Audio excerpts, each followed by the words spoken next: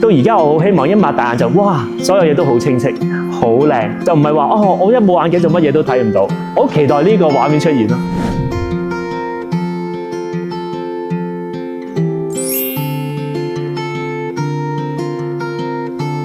Hello， 大家好，我係伍文生哥哥啊。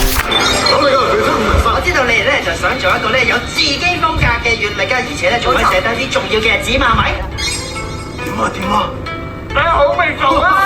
其實咧喺97年開始就已經做兒童節目㗎啦，經過幾個唔同年代嘅兒童節目，到而家咧 Hands Up 咧都有份參與㗎。其實咧喺90年代咧我就已經開始拍劇集，不過咁嘅樣咧多數都係做學生喎，亦都試過咧做下警探嘅。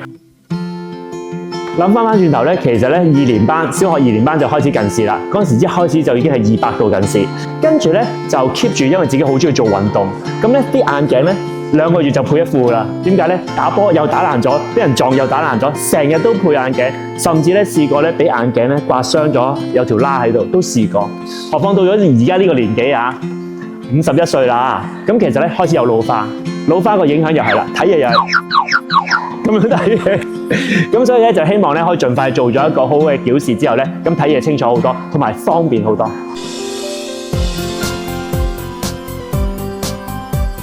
一嚟到深圳嘅時候，你見到成間唔係一間診所，係一間醫院啊！